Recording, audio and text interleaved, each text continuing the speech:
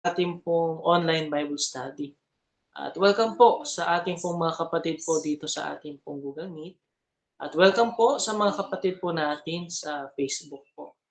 At bilang ating pong opening song, tayo po lahat ay umawit sa page 114. Di ko alam ang dahilan. At kung maaari po ay mag-open po tayo ng ating pong mga camera habang nananatili pong naka-off ang ating pong microphone.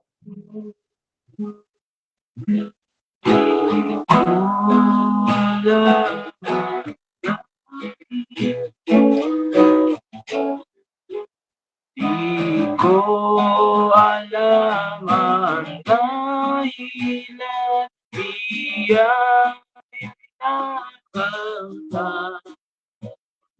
Ako basta mahina, dito sa lupa. Aking nalaman kanyang laging iningatan. Aking kaliwat buhay hanggang ay dumataan. Hindi ko natatastas manong iniligtas.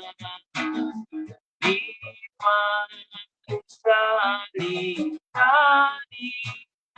taglay ay paggawa. Aking naalaman ang kanyang laging maingatan. Aking kawat buhay hanggang aray dumataan. Di ko batid ang pagkilos, Espiritu ng Diyos. Inihahayag si Jesus na siyang manunubos. Ngunit aking naalaman na kanyang laging maingatan. Aking kaluluwa't buhay hanggang araw dumataan. Di ko alam kung kailan babalik si Jesus. Kung dadaan sa libingan o sa ulap lamang. Ngunit aking naalaman na kanyang laging maingatan. Aking kawat buhay hanggang araw dumataan. Yan, purihin po ang Panginoon sa ating pong inawit. At ngayon po sa ating pong pagpapatuloy ay tayo po muna ay mananalangin at hingin po natin kay Brother Abel na pangunahan po tayo sa ating pong opening prayer po. Sige po, tayo po ay manalangin. Amang banal, dakila at makapangyarihan po sa lahat, muli po kami po'y nagpupuri at nagpapasalamat sa mabiyayang gabi na muli ay ibinigay po sa bawat isa po sa amin. Patuloy po naming dalangin maging sa aming pong online Bible study, sa aming pong internet connection, nawa ay wala pong maging hadlang upang malaya po naming mapakinggan ang iyong mga salita na aming pong papag-aralan sa gabi pong ito. Patuloy din po, dalangin din po namin maging anak na iyong gagamitin na maghahayag ng iyong banal na salita sa gabi pong ito. Tunay na patuloy na bigyan po ng katalinuhan na nagbubuhat po sa inyo at patuloy din po na kasangkapanin pa sa maraming paglilingkod, maraming ministeryo na binibigay po sa inyo, sa kanya. Ganun din po maging sa physical na katawan ay patuloy din po na biyayaan ng magandang kalusugan maging sa kanyang buong pamilya. At patuloy din po sa mga kapatid po namin na hindi pa namin nakakasama ngayon sa gabi po ito. Patuloy na ingatan po at pangunahan din po. At patuloy din po sa mga kapatid po namin na may karamdaman, ikaw rin po ang siyang magpagaling. Alam namin na hindi po maigli ang inyong kamay upang hawakan, pagilingin ang kanilang mga karamdaman. Dalangin din po namin maging ang mga aabutan din po ng iyong pong mga salita na maaaring makapakanig sa aming pong FB Live ay patuloy na dalangin po namin. Kasangkapanin mo rin po ang iyong mga salita upang sa mga kapatid namin na may pananampalataya at tunay nga na maging kalakasan din po ito at tunay na maging biyaya rin po ito sa kanila at sa mga wala pang tunay na pagkakilala. Gamitin mo rin po ito maging asin at ilaw upang maging daan po ito ng kanilang pagkatanggap sa aming pong Panginoong Yesus at upang lalong makilala rin po ang aming pong Panginoong Yesus bilang Panginoon nila at sarili tagapagligtas. Pangunahan mo pa po ang natitirang oras ng aming pong pag-aaral ng iyong mga salita sa gabi pong ito. Pinabalik po namin ang mataas na papuri, pasasalamat sa dakilang pangalan lang po ng aming pong Panginoong Yesus. Amen. Maraming salamat po, Brother Abel. At ngayon po mga kapatid, muli po isang mabiyayang gabi sa bawat isa po sa atin. At sa biyaya po ng Panginoon, magpapatuloy po tayo sa ating pong pag-aaral sa aklat po ng Efeso. Kaya bibigay ko na po sa ating pong tagapagturo kay Brother Wilson Gutierrez. Salamat Brother Anthony at magandang gabi po sa ating lahat. At katulad po ng nasabi ng kapatid po natin, tayo po ngayon ay magpapatuloy sa pag-aaral po natin sa aklat ng Efeso. Tayo po ngayon ay nasa kabanatang 6 na po ng aklat ng Efeso. Although ang chapter 6 po ay naglalaman po ng dalawang bahagi, no? Unang bahagi po ay may kinalaman din sa family and ganun din po sa work, no? O yung sa gawain o sa trabaho o sa mga panahon na yon ay bilang master and slave. At yung ikalawang bahagi po nito ay may kinalaman po sa warfare o pakikipagbaka kung paano po magtatagumpay sa ating pakikibaka. Hindi ko po alam kung matatalakay po natin lahat ito, pero sa biyaya po ng Panginoon, kahit hindi po natin matapos ngayon ay maganda po ay mahimay natin sapagkat napakarami pong mga magagandang mga katotohanan na ay isinulat si Pablo sa mga taga-Efeso sa bahaging ito. Bagamat ito na yung final niya ng kanyang pagsulat, yung chapter 6. Pero bago po yan, basahin muna natin siguro kahit yung 1 to 9 lang muna. Ganito po ang ating mababasa. Mga anak, magsitalima kayo sa inyong mga magulang sa Panginoon sapagkat ito'y matuwid. Igalang mo ang iyong ama at ina na siyang unang utos na may pangako upang yumaong kang mabuti at ikaw ay mabuhay na malaon sa lupa. At kayong mga ama, huwag ninyong ipamungkahi sa galit ang inyong mga anak, kundi inyong turuan sila ayon sa saway at aral ng Panginoon. Mga alipin, magsitalima kayo sa mga yaong ayon sa laman ay inyong mga Panginoon na may takot at panginginig sa katapatan ng inyong puso na gaya ng kay Kristo.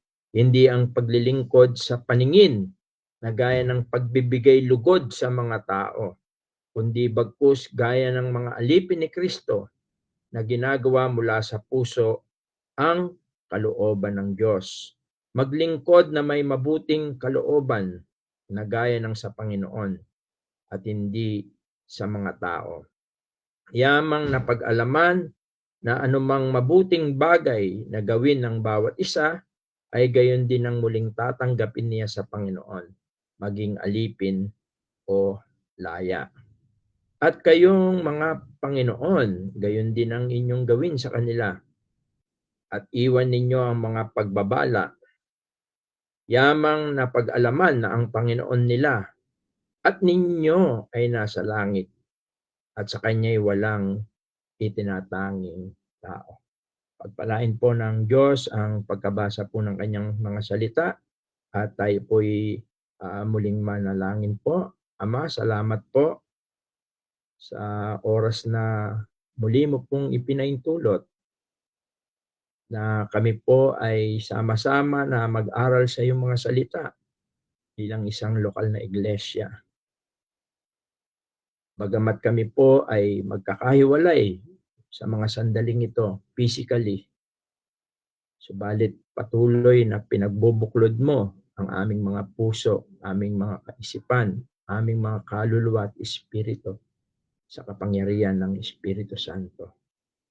Kaya ang aming pong panalangin naway lukuban mo kami ng iyong Santong Espiritu na siyang tunay na tagapagturo ng iyong mga salita. Nang sa ganon ay amin pong maliwanagan ang aming mga puso't kaisipan, amin pong maunawa ng iyong mga salita, at ito po ay tumimo sa aming mga puso at maging bahagi ng aming pamumuhay bilang mga anak mo. Pagpalain mo po, Diyos, ang oras na ito. At ang lahat po ng ito ay amin pong isinasamo at idinadalangin sa makapangyarihang pangalan po ng iyong bugtong anak na si Jesus. Amen. Bagamat nasa chapter 6 na po tayo, ang bahagi po na ating binasa, yung mula verse 1 hanggang verse 9, ay bahagi pa rin po ng dito po sa chapter 5, verse 21, yung pong pagpapasakop o yung tinatawag na submission. Sabi po kasi rito sa Efeso 5:21, pasakop kayo sa isa't isa sa takot kay Kristo, submitting yourself one to another in the fear of God.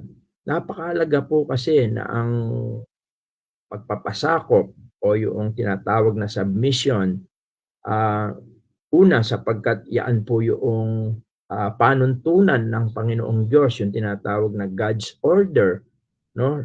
Na kung saan sa mga bahagi na nagdaan na pinag-aralan po natin, ang babae ay kailangan siyang magpasakop sa lalaki. Bagamat sila'y pantay sa paningin ng Diyos, subalit dahil nga po sa panuntunan ng Diyos ay kailangan ang babae ay magpasakop sa kanyang asawang lalaki sapagkat ang nakakasakop sa mga lalaki, ang ulo ng lalaki ay walang iba kundi ang Panginoong Hesus, at ang ulo ng Panginoong Hesus ay ang ating Diyos Ama na nasa langit.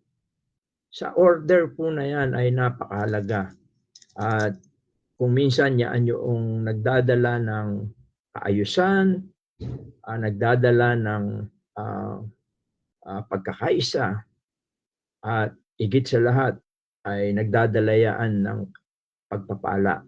Kaya iyan po ay hindi lang sa mag-asawa, kundi dito nga po sa chapter 6 ay binanggit din po ang relasyon ng magulang sa anak, anak sa magulang. At yan ang unang binigyan diin ni Apostol Pablo they address verse 1 sa mga anak. Kaya ang sabi po niya, magsitalima kayo sa inyong mga magulang sa Panginoon sapagkat ito'y matuwid. Kung papansinin po natin, itong chapter 6 ay very balanced po siya, no? Very balanced ang mga katotohanan sa ating buhay, sa buhay ng isang Kristiyano. Kasi, bakit ko po nasabi ito? Kasi hindi lang po ang mga anak ang in-address ni Paul sa bagay na ito, kundi maging ang mga magulang. Sabi nga rito sa verse 4, at kayong mga ama. No? Kaya nga po, very balanced. At dito rin sa simula verse 5 hanggang verse 9 ay very balanced din po. No? Sa mga, sabi niya, mga alipin, magsitalima kayo. Sa mga yaong ayon sa laman ay inyong mga Panginoon, yung mga boss o yung mga kung kanino po tayo na kikipagtrabaho. At binanggit din naman niya yung pong mga na nagpapatrabaho dito sa verse 9, ang sabi niya, at kayong mga Panginoon, gayon din ang inyong gawin sa kanila. No, kaya kung titignan po natin ang mga talatang ito ay may kaugnay pa rin sa chapter 5. Actually, ang chapter 5 ay ang pinakapaksa niya rin ay ang kapangyarihan ng Espiritu Santo. At dito sa bahaging ito ay patuloy na ipinapakita pa rin ni Pablo ang gawa ng Espiritu Santo, no, yung pagkilos ng Espiritu Santo. At mahalaga ang family. Kaya nga even sa salvation, God will promise na if merong maligtas sa isang pamilya ay in the future ay maliligtas lahat dahil meron siyang gagamitin, no? Sabi nga, believe on the Lord Jesus Christ and thou shall be saved and thy house. Yung kanyang family, yung kanyang mga kasama sa bahay. Mahalaga po sa Panginoong Diyos yan. Kaya dito po ay titingnan natin ang mga ilang bagay. Although ang mga anak ay sinabihan dito na obey your parents in the Lord. Ibig sabihin nito, although yung iba ang interpretation ay yung mga ginamit ng Panginoon para sila'y maligtas, pero meron naman interpretation na ang ibig lang sabihin nito ay mga Christian. Itong mga ina-address niyang mga anak. It means it is impossible to unbeliever, no, sometimes na itong mga bagay na ito na sinabi ni Apostol Pablo sa mga taga-Epeso. Binibigyan din dito yung nung sabihin dito magulang sa Panginoon, no, o children obey your parents in the Lord, or para sa Panginoon. Parang ganun kasimple. Kaya makikita natin po na ito po ay naka-address sa mga son and daughters na mga Christian, mga anak, mga anak na sila'y mga Christian believer, no? At ang panawagan ni Pablo rito ay yun nga, yung salitang obey, honor. Dito rin sinabi niya doon sa verse 2, obey your parents in the Lord, for this is right. Honor thy father and mother, which is the first commandment with promise. No? Sabi nga doon sa Oxford Dictionary, honor means to regard with great respect or high esteem. Kaya ito ay paggalang, pagrespeto, at pagmamahal sa ating mga magulang, no? Magkaiba ba yung obey and honor? Kung tingnan natin, magkaiba sila pero magkasama lagi po sila. Sapagkat kung nirerespeto mo, ginagalang mo, minamahal mo ang iyong magulang, sila ay iyong susundin, no? Ikaw ay tatalima sa kanila. Ngayon, bakit mahalaga? Bakit mahalaga na sumunod o tumalima tayo sa ating mga magulang o ang mga anak? Ay bakit mahalaga na sila'y tumalima at magbigay ng mataas na paggalang o yung honor sa kanilang mga magulang, no? Kung papansinin natin dito, both kanina doon sa chapter 5, kung titignan mo ay babae ang lalaki, no? Pero dito ang pagtanggap ng paggalang at pagsunod ay pantay po sa mother and father. Sabi niya, honor thy father and mother. At yun po ang isang mahalaga. Bakit po mahalaga na sila po ay ating sundin? Okay. Siguro tingnan din po natin, no? Bilang mga anak ng mga Kristiyano, bakit mahalaga na tayo ay sumunod sa ating mga magulang? Very simple. Sila ang ginamit ng Diyos para tayo ay mabuhay o dumating dito sa mundong ito. Sila yung nagsilang. Although ang nanay ang nagsilang, both parents, at sila yung nag-aruga sa atin. Sila yung nagmalasakit sa atin. Sila yung nagmahal din sa atin. Sila yung umalalay sa atin. Sila yung mga nagturo sa atin. Ganun lang kasimple. Pero meron pang maraming mga biblical reason pa na makikita tayo dito sa pagkakasulat ni Apostol Pablo. Sabi niya, mga anak, magsitalima kayo sa inyong mga magulang sa Panginoon sapagkat ito'y matuwid. Right. Tama. Kaya napakalaga. Bilang isang Kristiyano na although tayo ay hindi naligtas sa pagiging sa paggawa ng ating mabuti, ng katuwiran. Wala tayong sariling katuwiran. Ang katuwiran ng Panginoon ay binigay niya sa atin. At yun, sa kapangyarihan ng Espiritu Santo, ito ay nararapat sapagkat ito ay matuwid. At ito ay mayroong dalang blessing. Bakit mahalaga? Sapagkat gusto tayong pagpalain ng Panginoon. Tayong mga anak, tandaan natin, hindi tayong lahat ay naging anak, pero kung minsan hindi lahat tayo ay magiging magulang. Nakukuha niyo po, sapagkat minsan merong mga hindi na mag-aasawa, minsan naman hindi magkakaanak.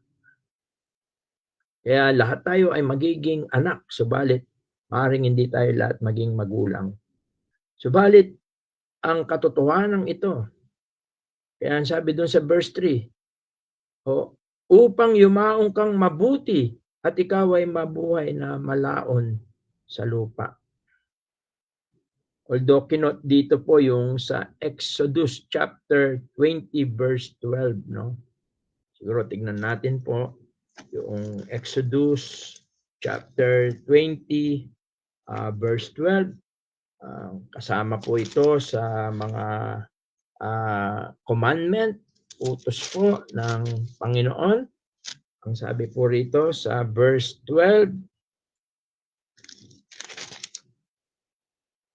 igalang mo ang iyong ama at ang iyong ina upang ang iyong mga araw ay tumagal sa ibabaw ng lupa na ibibigay sa iyo ng Panginoon mong Diyos. Ang tinutukoy dito yung Kanaan, no? Yung Kanaan. At ito ay iniutos sa mga Israelites, sa mga Jewish people. Ito ay kasama sa mga commandment na ibinigay ng Diyos.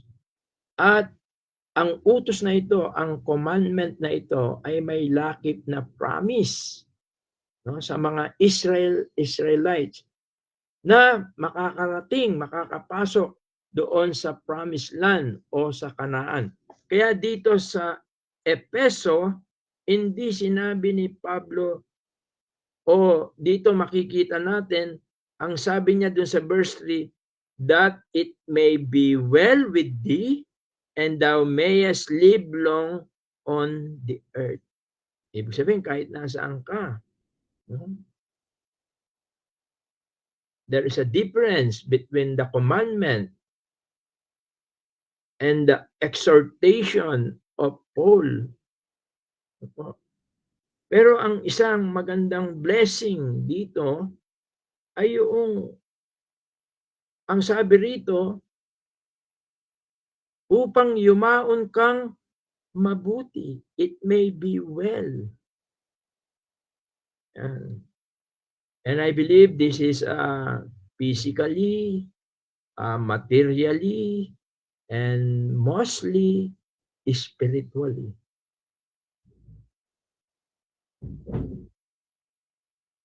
Ibig sabihin, mabubuhay ka na yung pong binubunga ng paggalang, pagrespeto, pagsunod sa mga magulang. Bakit? Bakit? Una po kasi, ang mga magulang natin ay marami na silang karanasan sa buhay na ito. Alam na nila yung mga bagay na, lalo na kung ang mga magulang ay mga believer, sapagkat yan din ay isang napakaganda na tatalakayin natin mamaya. Kung sila ay mga believer, kung sila ay mga spiritually matured, malaking instrumento sila ng Panginoong Diyos upang tanggapin natin yung mga blessing na Panginoon sa buhay natin. Yung paggabay, yung pagtuturo, yung pagsaway nila. Kaya kung yun ay susundin natin, malaking tulong yon upang tayo ay makapamuhay ng maayos, mabuti. At higit sa lahat, ang gabay ng Panginoong Diyos doon sa itaas, sa langit, ang ating Panginoong Diyos ay papatnubayan niya tayo, iingatan niya tayo.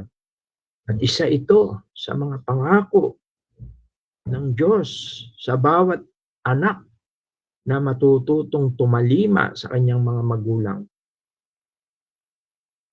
May blessing, kaya napakahalaga sapagkat gusto ng Diyos na tanggapin natin yung kanyang pag-iingat, yung kanyang paggabay sa buhay natin at yung kanyang pagpapala. Kaya doon sa Proverbs chapter 3, 1 and 2, ang sabi roon, no, sa Kawikaan, Proverbs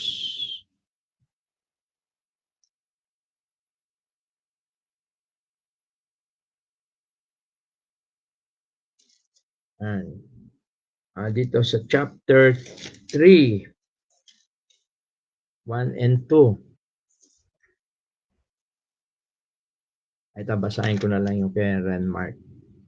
Sabi niya, no, anak ko, huwag mong kalimutan ang aking kautusan, kundi ingatan ang iyong puso, ang aking mga utos, sapagkat karamihan ng mga araw at mga taon ng buhay at kapayapaan ay madadagdag sa iyo.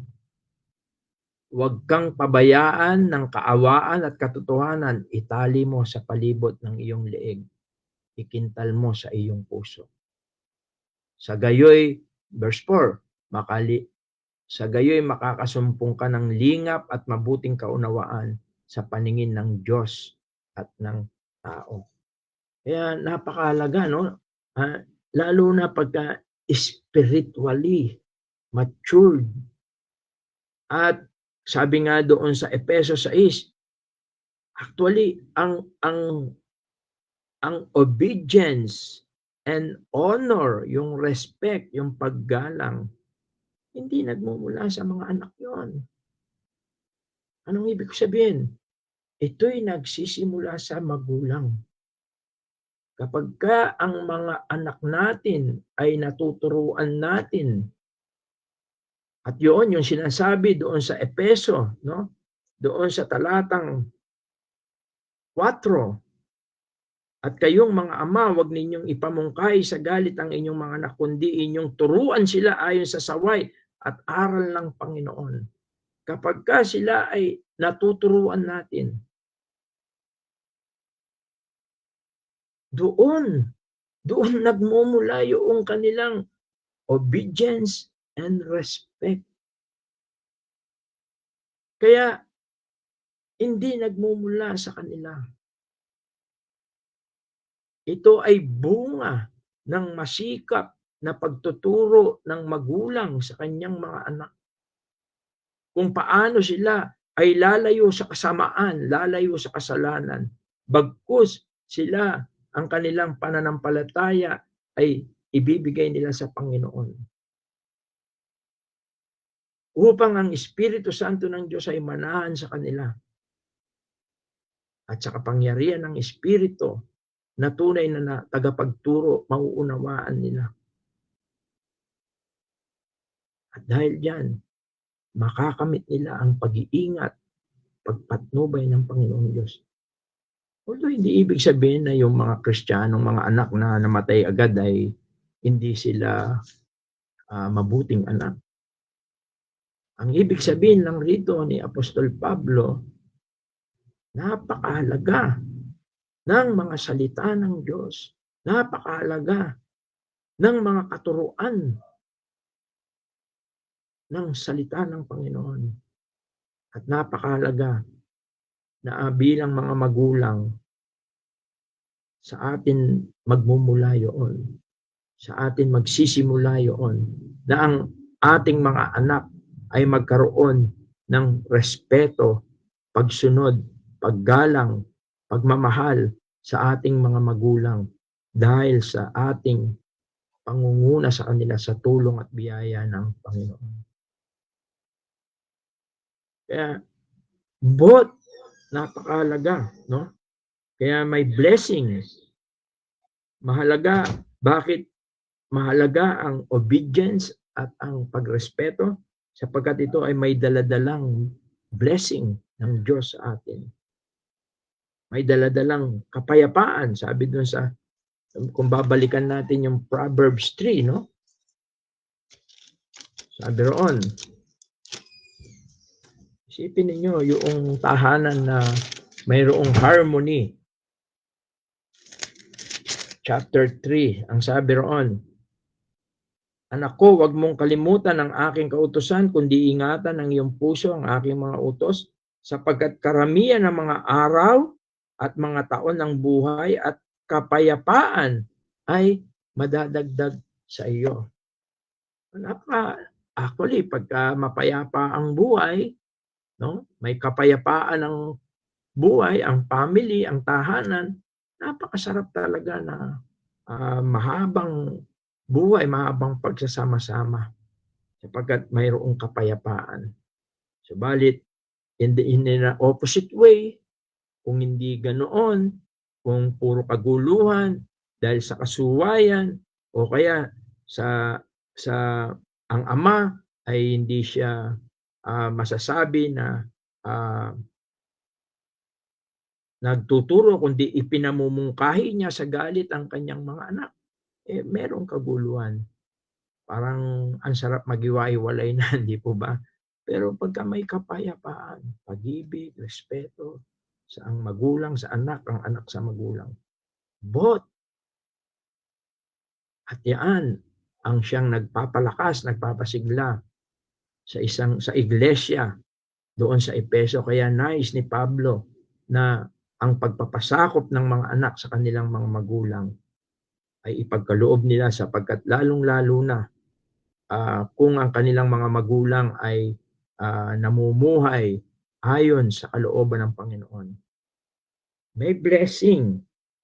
At ano pa ang blessing?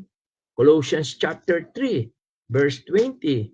Ano pa? Bakit mahalaga yung pagsunod natin? May pagpapala, may blessing. And chapter 3, verse 20, it is pleasing to the Lord. No? Colossians chapter 3, verse 20, sabi niya, mga anak, magsitalima kayo sa inyong magulang sa lahat ng mga bagay, sapagkat ito'y totoong nakalulugod sa Panginoon. Tapos sinabi niya rin sa mga taga-Kolosas, mga ama, huwag ninyong ipamungkay sa galit ang inyong mga anak upang huwag manghina ang loob nila. Yung kasi, dahil ang mga magulang ay nasa kanila yung authority, yung too much abusing authority ng parents, hindi talaga nakakatulong po yon.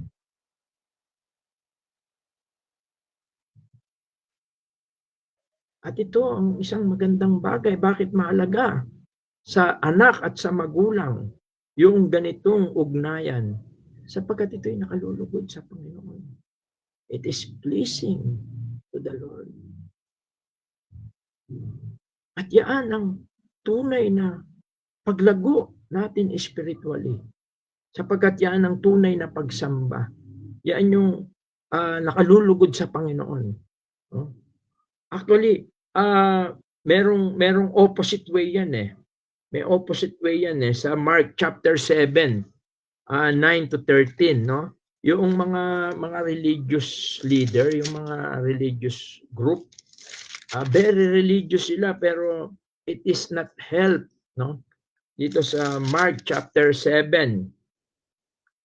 Mark chapter 7, simula 9 hanggang 13, babasahin ko. Sabi po niya, Marcos chapter 7, 9 to 13.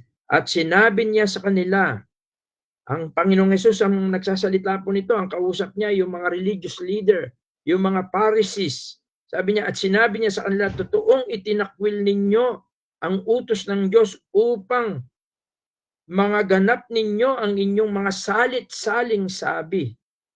Sapagat sinabi ni Moises, igalang mo ang iyong ama at ang iyong ina, at ang manungayaw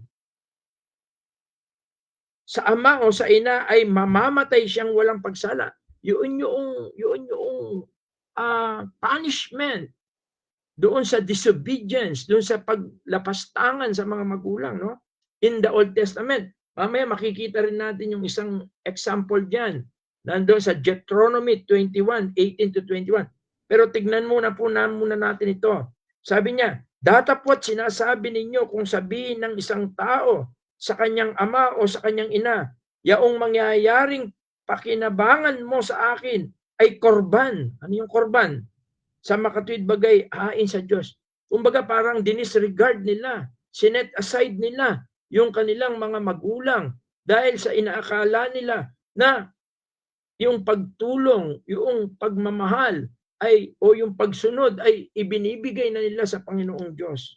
Yun ang itinuturo ng mga religious leader noong panahon na yon. Kaya ang sabi doon sa verse 11, datapot sinasabi ninyo, o verse 12, hindi na ninyo siya pinabayaang gumawa ng anuman na ukol sa kanyang ama o sa kanyang ina. Naniwawalang kabuluhan ang salita ng Diyos ng inyong salit-saling sabi, na inyong itinuro at nagsigawa kayo ng iba pang maraming bagay na kawangis nito. Kaya ito yung consequence, ito yung opposite way, no? At yung sinasabi ko na yung sinabi rito ng Panginoong Yesus na walang pagsala, mamamatay siyang walang pagsala. Ito po ay totoo sa Old Testament, no? Sa Deuteronomy 21 verse 18 to 21. Tignan po natin. Deuteronomy chapter 21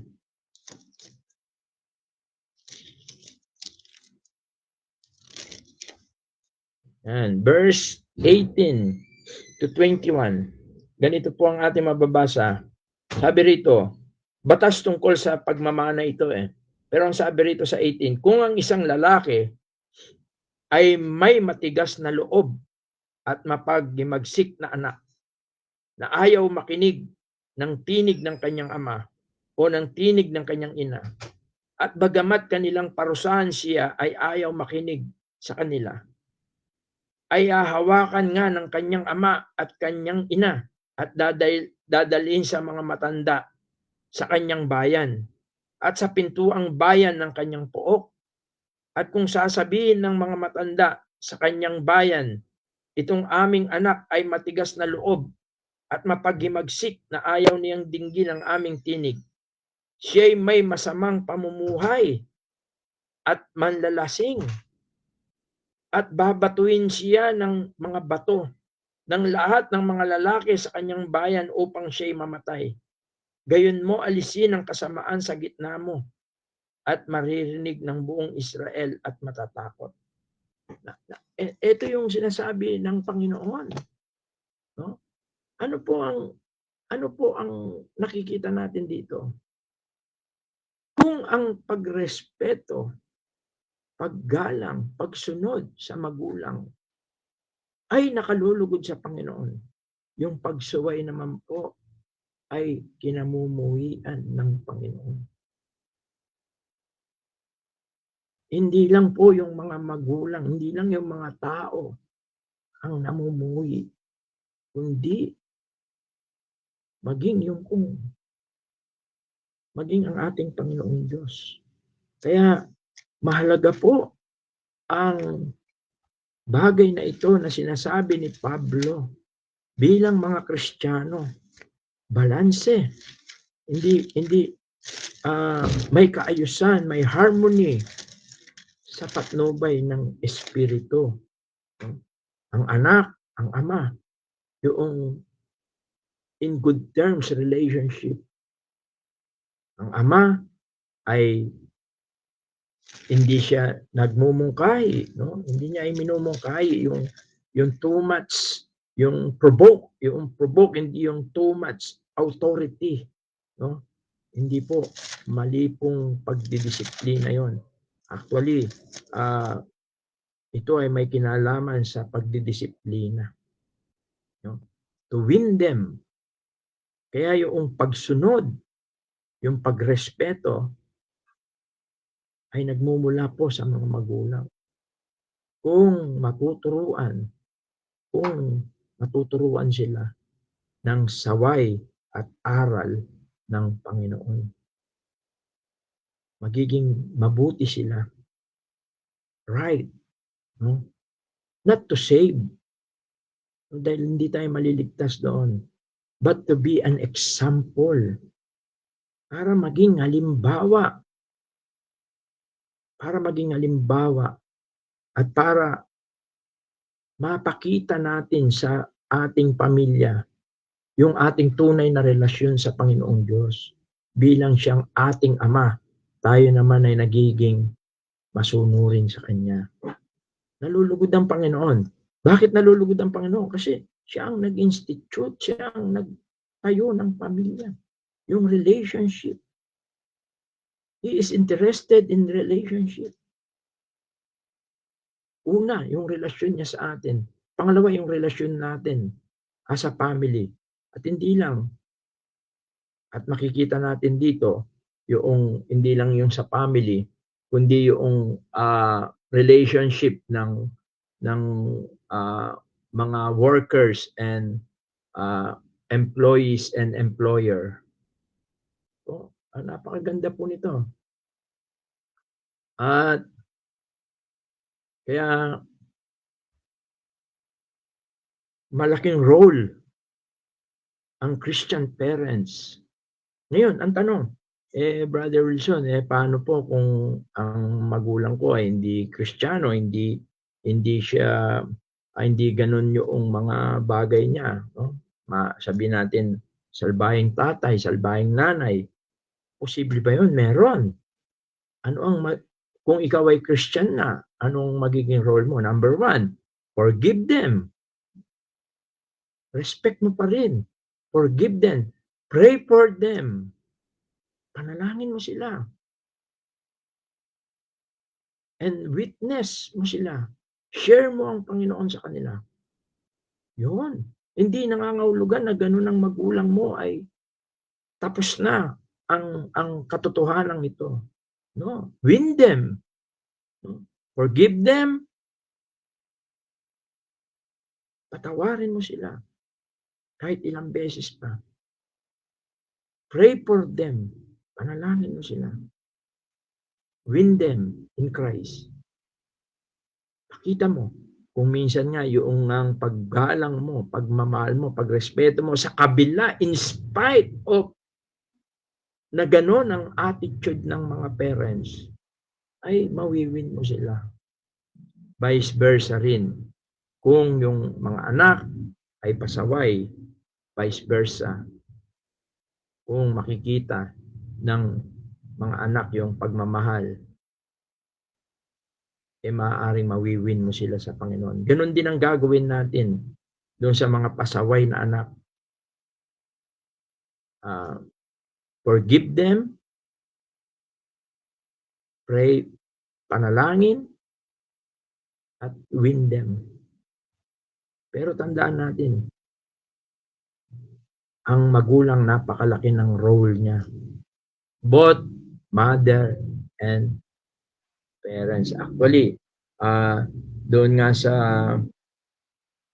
Colossians, di ba?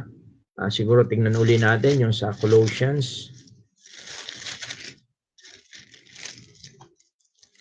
Colossians chapter 3. Sabi niya, verse 20, mga anak, magsitalima kayo sa inyong magulang sa lahat ng mga bagay sapagkat ito'y totoong nakalulugod sa Panginoon. Mga ama, huwag ninyong ipamungkay sa galit ang inyong mga anak upang huwag manghina ang loob nila.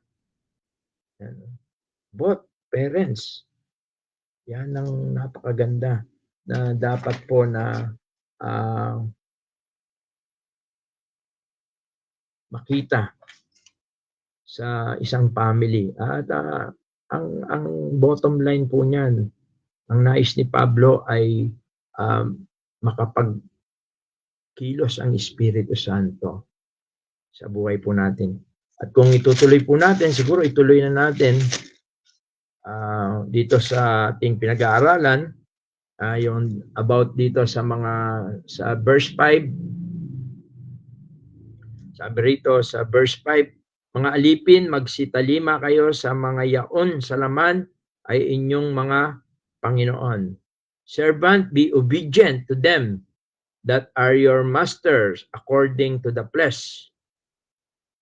Sabi rito, with fear and trembling in singleness of your heart as unto Christ. Ang ibig pong sabihin dito, yung kung tayo po ay nakikipagtrabaho, kahit sila po ay Kristiyano, no? Hindi po nawawala yung dahil Christian na tayo parehas ay ine-neglect na natin yung duties and responsibilities natin. Hindi po tama 'yon, no? Ito yung binibigyan ng katotohanan ng kaayusan ni Pablo, yung relationship. Sometimes kasi during noong panahon na 'yon, dahil nga naging Christian yung mga slaves nila, no? Ay merong mga naging abuse, no? Actually, napakaganda noong relationship ni dito sino ba to? Kasi merong isang slave na Onesimus, no? Nagkaroon sila ng magandang relationship ng kanyang boss, no? Pero nung una siya ay ginawa ng masama. Merong mga ilang katotohanan dito. Una, gagawin yun ng mga nakikipagtrabaho sa mga Kristiyanong amo na para sa Panginoon. Sabi niya, mga alipin, magsitalima kayo sa mga yaong ayon sa laman ay inyong Panginoon na may takot at panginginig. Hindi ibig sabihin nito yung fear. Ang ibig sabihin din nito ay yung reverently, yung mataas na paggalang din. At sabi niya, in a single of your heart. Galing sa puso talaga, no? Hindi nga, sabi niya, hindi paglilingkod sa paningin. Hindi pakitang tao lang. Hindi siya men pleaser, hindi siya men pleaser. Yung hindi piniplease mo lang, no? Kundi talagang nagmumula sa Panginoon at ginagawa mo yung para sa Panginoon. It brings good relationship, harmony, and it wins souls, no? Kung makikita yun, makakapag-win ito ng soul. Kaya napakaganda po nito. Sabi niya, hindi ang paglilingkod sa paningin na gaya na nagbibigay lugod sa mga tao, kundi bagkus gaya ng mga alipin ni Kristo. Tingnan po natin, no? Kung yung babae, magpapasakop siya dahil kay Kristo, at ang lalaki ay mamahalin niya ang asawa niyang babae dahil kay Kristo, ganun din ang mga alipin, ang mga nakikipagtrabaho, no? Sa kanilang mga Kristiyano na mga boss, ay gagawin nila ito ng may respeto at para sa Panginoon. At hindi sa pilitan. Ang sabi rito, no? Mula sa puso. Parang yung pagsunod mo rin sa Panginoon. Actually, it reflects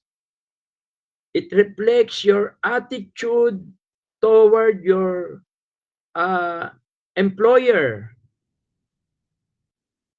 No? Nagre-reflect yung ginagawa mo sa employer mo, sa kung kanino ka nagtatrabaho, sa iyong relasyon sa Panginoong Diyos. If it is good, it is yung sabi rito, matalimain ka, masunurin ka, matiisin ka, at yun ay ginagawa mo para sa Panginoon. Ibig sabihin yan, yan yung nagre-reflect sa pananampalataya mo sa Panginoon, sa relasyon mo sa Panginoon. Meaning, yung performance mo sa iyong work ay nagre-represent yan, nagre-reflect yan sa iyong relasyon sa Panginoon. Kaya nga sabi niya, maglingkod na may mabuting kalooban na gaya ng sa Panginoon at hindi sa mga tao. At there is a blessing again.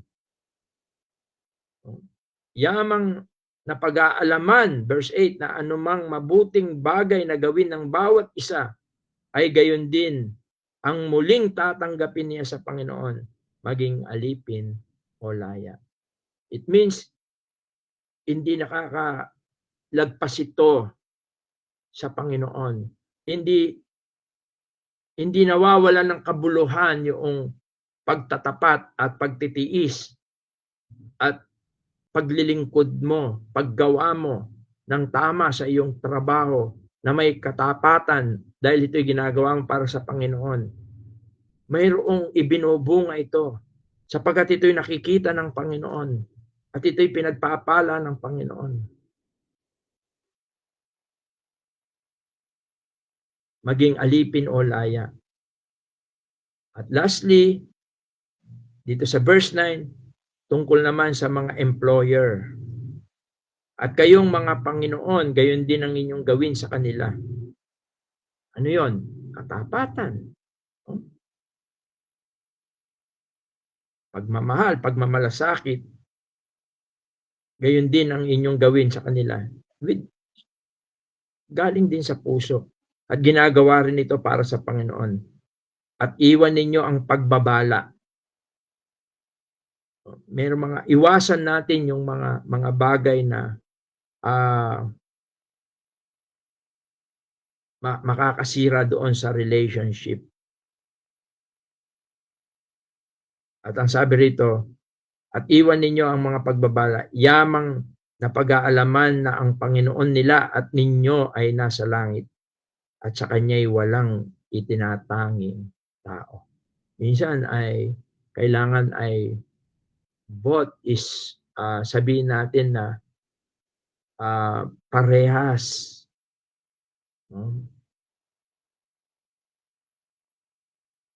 At kaya nakikita natin dito yung napakagandang balanse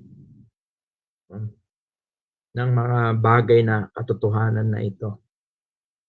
At overall, ang na-please dito ay ang Panginoon. And yung relationship ng mag-asawa, yung relationship between parents and sons and daughters, no? At yung employer to employee, it brings pleasing to God and nagiging liwanag ito. Ito yung paggawa ng Espiritu. At kung titingnan mo, yan yung love, pag-ibig. At meron akong nabasa kanina, dito ako magwawakas, meron akong nakita ko lang sa Facebook habang kasing nag-ano ako. Medyo dramatic siya ng konti. Parang letter siya, no, ng nanay, ng magulang sa anak. Sabi niya, babasahin ko na lang po. Sabi, mga anak ko, sabi niya, kung dumating man ang panahon na malalaki na kayo at meron na kayong sariling mundo, sana piliin mo pa rin umuwi sa bahay at tabihan ako sa pagtulog. Kung dumating man yung panahon na makisuyo ako sa mga bagay na hindi ko na kayang gawin, sana sundin mo ako. Kung dumating man yung panahon na mabagal na ako maglakad, sana alalayan mo ako sa aking paglalakad. Kung dumating man yung panahon na hirap na ako bigkasin ang mga salita at di ko masabi ng maayos, sana pilitin mo na akong intindihin. Kung dumating man ang panahon na makakalimutin na ako, sana ipaalala mo sa akin lahat ng maayos. Kung dumating man ang panahon na hindi na maintindihan ang ugali ko, anak, sana pakihabaan mo ang pasensya mo. Sana habaan mo ang pag-unawa mo. Gaya ng mga panahon na inabaan ko ang pasensya ko tuwing hindi kita mapatulog nung sanggol ka pa.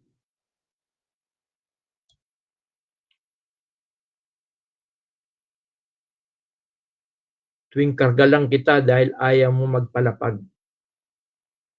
Nung panahon na inaalalayan kita sa paglalakad, hindi ako umaalis sa tabi mo. Sa bawat akbang mo upang maalalayan kita kung ikaw ay matumba.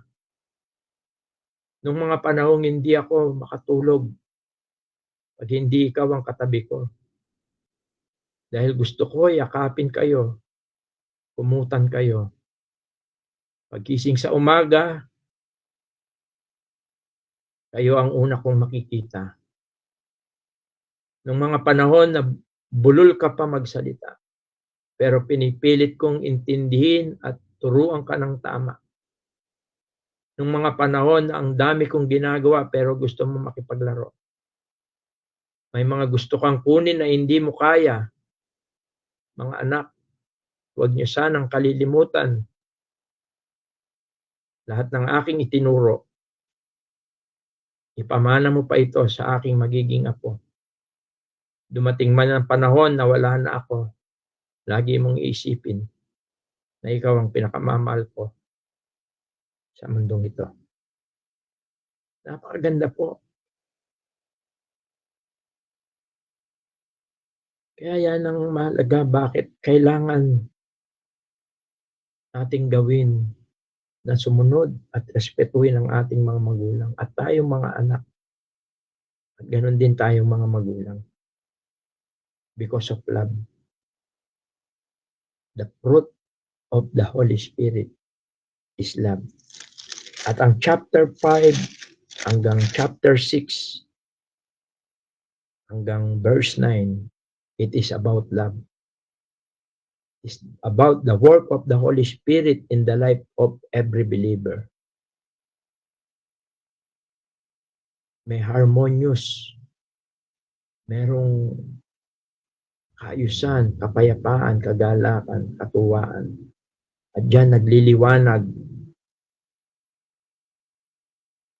ang bawat isa, ang bawat relasyon na mayroon tayo na binuo ng Panginoon. Good evening and God bless po sa ating lahat at tayo po'y manalangin. Ama naming Diyos na dakila, banal at makapangyarihan po sa lahat. Tapos po kami nagpapasalamat sa gabing ito, sa iyong mga salita. Tulungan mo po na ang mga katotohanan ito ay masumpungan mo sa mga buhay po namin. Nang sa ganun po ay tunay na maranasan namin ang daladalang pagpapala po nito sa aming mga buhay. At gagamitin mo po itong mga munting ilawan sa madilim na sanlibutan pong ito. Pagpalain mo po ang mga salita mo, pagpalain mo po ang bawat isa po sa amin. Pagpalain mo po ang bawat pamilya. Pagpalain mo po ang bawat nagtatrabaho. Pagpalain mo po ang mga nagpapatrabaho. Salamat po. At ang lahat po ng ito ay aming pong samot dalangin sa makapangyarihang pangalan po ng imbugtong na anak na si Jesus. Amen. Good evening and God bless po sa ating lahat at balik ko po sa ating MC. Yan, puli pong Panginoon sa ating pong naging pag-aaral at maraming salamat din po sa ating kapatid na nagturo. At ngayon po mga kapatid ay open na po tayo para po sa ating mga question and answer po. Lalong-lalo na may kinalaman po dito sa ating pong napag-aralan. Napakaganda po ng mga pag-aaral po natin. Practical po ito sa bawat isa. Sige po, pwede na po tayong magtanong. Open lang po natin ang ating pong mic. Ganun din po sa mga kapatid natin sa Facebook Live po. Ay pakitype lamang po ang katanungan at amin pong babasahin po. Sige po mga kapatid, pwede na po tayong makapagtanong po.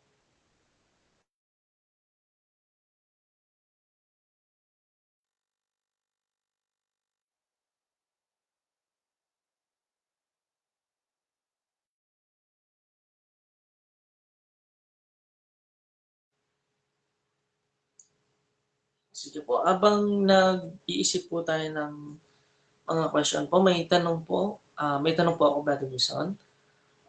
Kasama po ba doon po sa pagrespeto at pagsunod sa mga magulang, yung pong pagsuporta din po sa kanila bilang anak na halimbawa nakapagtrabaho po at may kinikita na kumbaga pag-support po sa family.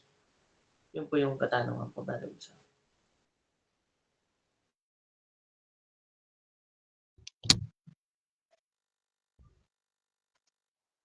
Okay, tama yun, Brother Anthony, no? Actually ay although ang salita ng Diyos ay mayroon siyang concern, no? Ang early church ay nagkaroon ng concern sa mga balo o yung mga widows, no? Pero ang isa sa mga qualification na kailangan suportahan yung wala siyang mga anak, no? Kasi dapat kung may mga anak ay yung mga anak ang susuporta doon sa mga balo. Siguro ay hanapin ko lang yung talata na yon, no? At nang sa ganun ay meron tayong mga biblical principles na pwede nating pagbatayan.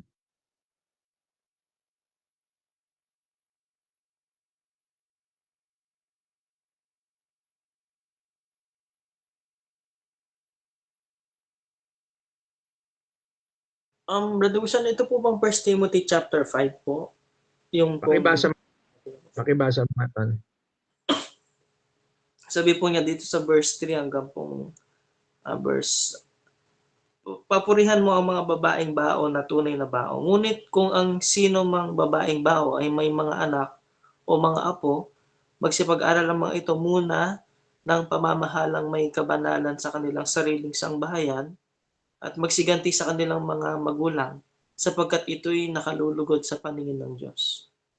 Yan, tama. Yan, tama, Ton. Yan din ang lumitaw dito sa akin. Tama. Yan nga ang nais natin na ngunit kung ang sino mang babaeng bao ay may mga anak o mga apo, magsipag-aral ang mga ito muna ng pamamahalang may kabanalan sa kanilang sariling sangbayan at magsiganti sa kanilang mga magulang sapagkat ito'y nakalulugod sa paningin ng Diyos. At bahagi yon na isang bagay na pagmamahal, pagrespeto sa ating mga magulang, yung honor, yung pagbibigay ng kapurian sa kanila. Actually, yun lang tayo ay magkaroon ng magandang buhay, no? Yung halimbawa mapatapos nila tayo ng pag-aaral ay yun ay isang bagay ng pagbibigay din ng honor and respect sa ating mga magulang. Tama yan.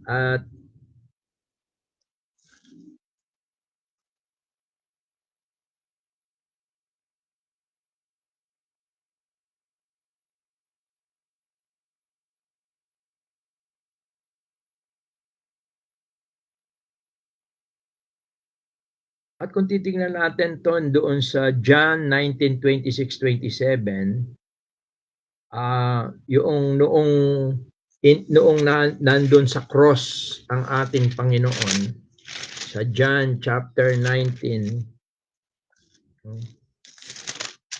although ito ay may kinalaman kay Mary, no, na ina ng ating Panginoon, dito sa John 19:26-27, sabi niya, pagkakita nga ni Jesus sa kanyang ina at sa nakatayong alagad na kanyang iniibig, ito ay walang iba kundi si John, di ba?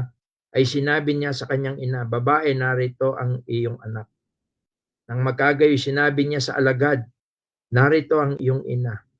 At buhat ng oras na yaon ay tinanggap siya ng alagad sa kanyang sariling tahanan. Ang ibig sabihin nun, siya yung nag-support na kay Mary, no? Ibig sabihin, it is God's will talaga. Yung concern and love ng Panginoon up to the last minute ng life niya ay pinakita niya, no? At itong kanyang minamahal na alagad ay pinagbilin niya ang kanyang ina to support them. Kaya nga in-address niya ina, anak, anak, ina.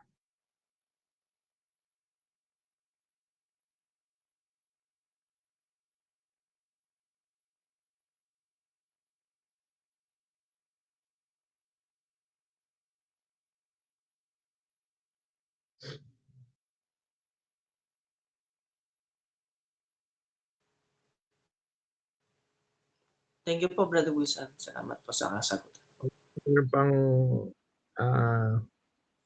gusto magtanong?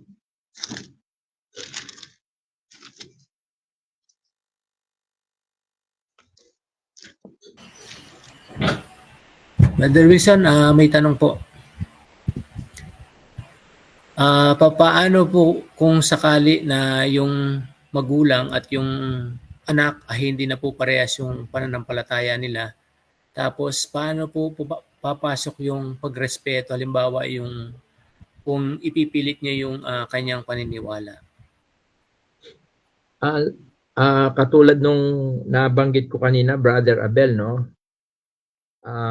Hindi matatapos doon yung respect, no? Siguro yung pag-respect doon, katulad ng sinabi ko, yun nga, yung forgive them, patawarin mo siya kung halimbawa na dahil yung iba yung pananaw niya, iba yung may mga bagay siya na ini-impose, pinipilit, no? Forgive them and then pray. Pray for them, no? Panalangin mo siya, panalangin. At patuloy na i-share mo ang gospel sa kanya. sa ganung paraan siguro ay o kaya kung hindi man sa pananalita, patuloy na ipakita mo sa kanya ang pamumuhay ng isang mananampalataya. Kaya hindi natatapos doon, no, yung ating paggalang sa ating magulang. Kahit sabihin nating masama siyang magulang, panalangin siya at patuloy na ipanalangin. Malaking bagay 'yon para tayo nananalig na maaring tugunin ng Panginoon yung ating mga, hindi lang maaari kundi tutugunin ng Panginoon.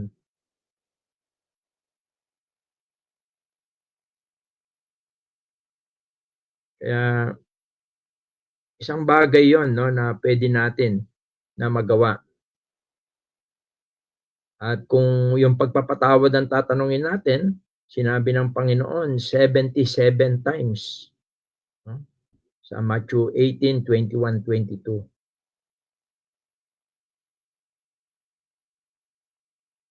Kaya yun ang isang bagay siguro, Brother Abel.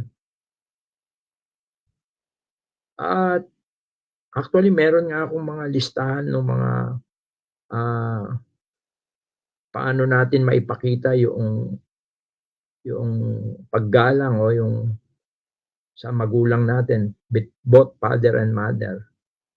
Yung sabihin mo sa kanya na mahal mo siya, appreciation. Yun lang, pakita mo yung pagmamahal mo sa mga anak mo.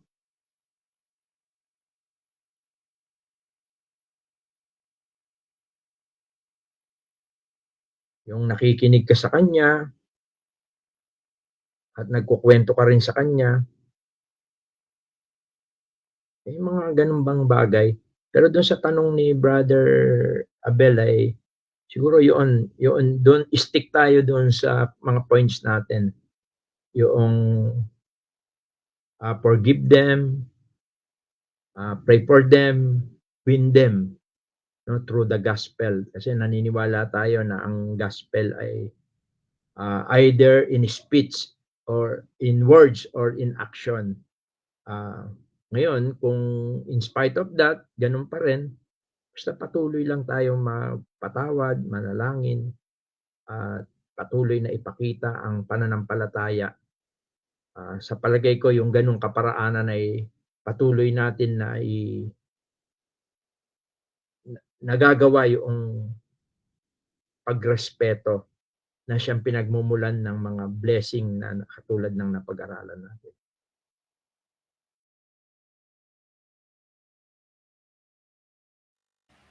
Maraming salamat po, Brother Wilson.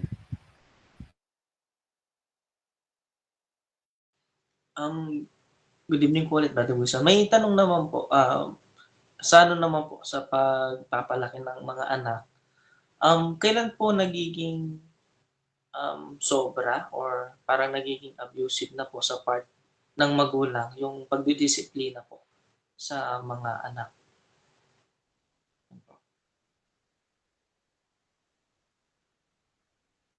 Naka-off po, Brother Wilson, yung microphone.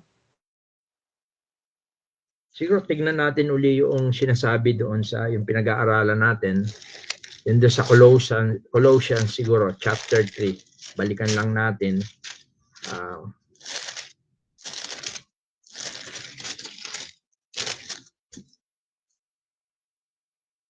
Sabi rito, mga ama, wag ninyong ipamungkahi yung father, provoke not your children to anger, lest they be discouraged. Mga anak, wag ninyong ipamungkahi sa galit ang inyong mga anak. Okay. One sign na you are too much discipline or provoking your children, no? Pag kayo nagagalit na sila sa iyo. Kaya dapat ay maintain yung harmony, love, no? Secondly, sabi rito, upang wag manghina ang loob nila. Yung nagkakaroon sila ng self-pity o yung nawawalan na sila ng interes sa buhay kasi nga sobra yung discipline, sobra yung kumbaga parang napapahiya masyado yung mga ganon. Siguro yun. Tapos yung mga siguro watch din yung mga words na ginagamit, no? At yung pananakit, yun minsan nagpo-provoke yun talaga eh. Although minsan kailangan na papaluin. Kaya ito yung iingatan na wag magre-result ng anger yung anak sa magulang. Kasi merong ganun eh. Kaya may mga naglalayas, merong mga nagloloko na lang, talagang na-discourage na sila sa buhay. Yun. Pagka ganun, provoking na yun. Although, ang pagdidisiplin ay gawain din ng Panginoon Diyos sa kanyang mga anak, no? Doon sa Hebrews chapter 12. Tingnan natin para magkaroon tayo ng konting kasi it is same.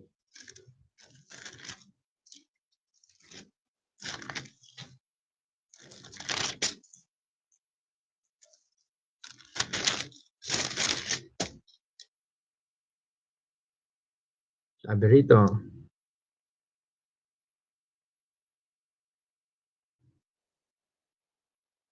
at sabi rito sa verse 6, sapagkat pinarusahan ng Panginoon ang kanyang iniibig at tinaampas ang bawat tinatanggap na anak. Na dahil sa ito'y parusa kayo nagtitiis, inari kayo ng Diyos na tulad sa mga anak, sapagkat alingang anak ang hindi pinarurusahan ng kanyang ama. Datapwat kung kayo hindi pinarurusahan na pawang nararanasan ng lahat, kung kayo mga anak sa ligaw, kayo hindi tunay na anak. Number 1 din, kailangan din naman, wag masyadong maluwag, katulad ng ibon daw, pagka yung sinasakal mo yan, magpipipiglas yan. Pagka naman niluwagan mo, lalabas yan. No? Dito maliwanag ang Panginoon ay, kaya nga meron salita sa mga Amerikano, yung grounded ka muna ngayon. Yung bang ganon. Minsan ay, mayroon dapat parusa, may chastisement din. Meron ding, hindi ka muna makakalabas ngayon ng bahay, o grounded ka muna dito sa bahay, o hindi ka muna pwedeng pumunta sa mga barkada mo. Yung bang mga ganun na simple, pero tapos kailangan pinapaliwanag. Yun ang importante. Pag pinalo, papaliwanag mo bakit pinalo mo. Basta yun ang importante na nararamdaman niya yung imbis na galit is nararamdaman niya na yung concern and love mo. Kaya mo ginagawa yun. Kaya once na nagagalit na o nagkakaroon na ng sama ng loob, anger, ibig sabihin nun, nagpo-provoke mo na siya. Kaya yun lang siguro. Mga practical yon na bagay. Thank you po, Brother Wilson. At tinignan ko rin po sa ating pong Facebook Live, as of now po ay wala din pong question po.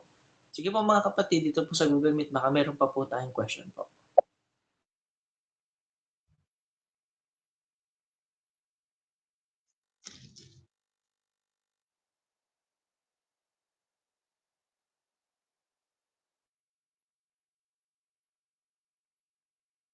Actually, yung pagiging masuwain, pagkawalan ng galang sa magulang, is a sign of ng last days eh. Actually, sa mga huling panahon talaga, kaya yan yung panahon natin ngayon, nandun tayo sa panahon na yan, no? Ayon dun sa 2 Timothy chapter 3, 1 to 5, no? Kaya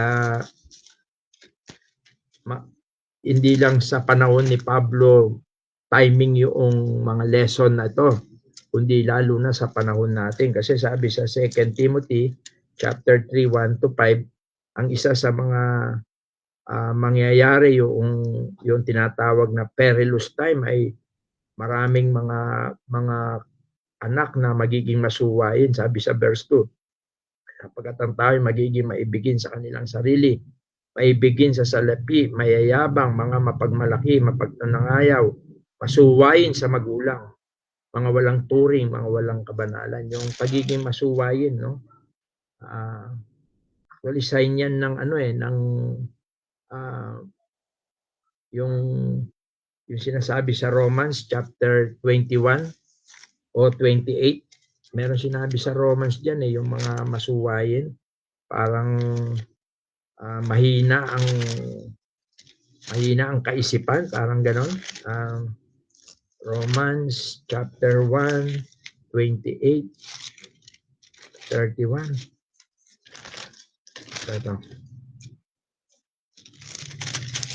Sabi rito, at palibhasa hindi nila minagaling na kilalanin ang Diyos. Ibinigay sila ng Diyos sa isang mahalay na pag-iisip. Ayun, yung mahalay na pag-iisip. Upang gawin yaong mga bagay na hindi nangararapat. Nangapuspos sila ng buong kalikuan, ng kasamaan, ng kasakiman, ng kahalayan, puspos ng kapanagilian, ng pagpatay sa kapwa-tao, ng pagtatalo, ng pandaraya, ng mga kasamaan, mga mapagpasala. Verse 30, mga papanirang puri, mga napupot sa Diyos, mga manglalait, mga palalo, mga mapagmapuri, mga ngathan ng mga kasamaan, mga masuwayin sa magulang, mga haling, mga hindi tapat sa tipan. Ito yung mga tinawag itong mga dito sa ating binasa, yung mahalay na pag-iisip. Kaya ibig sabihin nito talagang hindi godly manner yung kawalan ng respeto sa magulang. Ano yun? Ungodly talaga yun.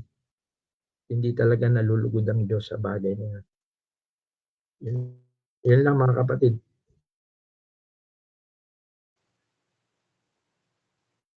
Naka-off po yung mic, Brother Wilson.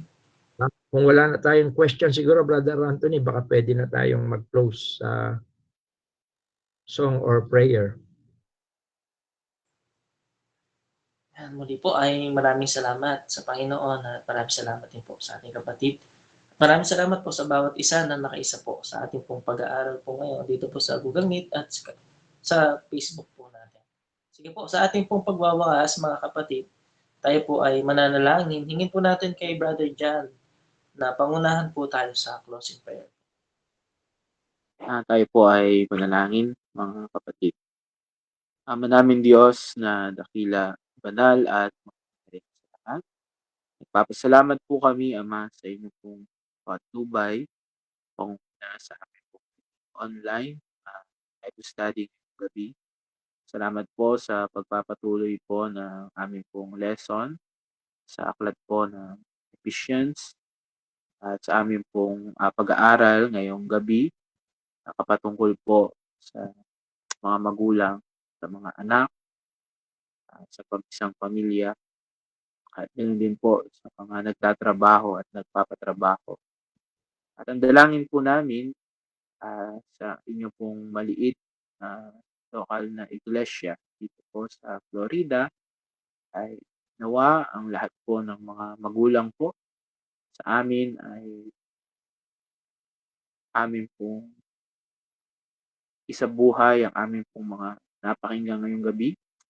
Sa lahat din po ng mga anak ay tunay po na makita po ang pag-ibig, pagsunod po, katulad din po ng amin pong napag-aralan sa mga nagtatrabaho at mga nagpapatrabaho. Ganun din po.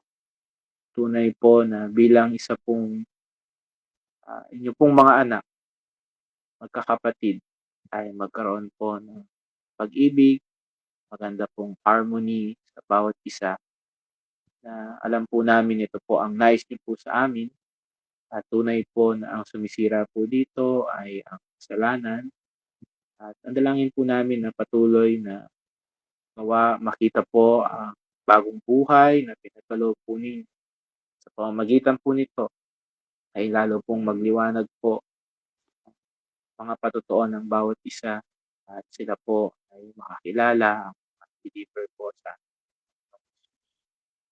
kaya salamat po nawa sa gabi po na ito sa lahat po ng pakinig kayo po ang magpala sa inyo pong anak na ginamit po na nagdala po ng inyong pong mga salita sa lahat po ng mga kapatid na makakapanood pa po sa Facebook Live at sa lahat po ay patuloy po na ang dalangin po namin ang banal na Espiritu ang manguna sa aming po mga puso at kaisipan sa mga salita po ninyo na hayag.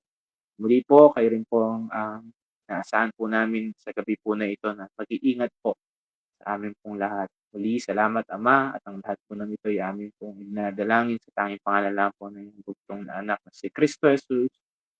Amen. Thank you po. God bless po. Good evening and God bless po sa ating lahat.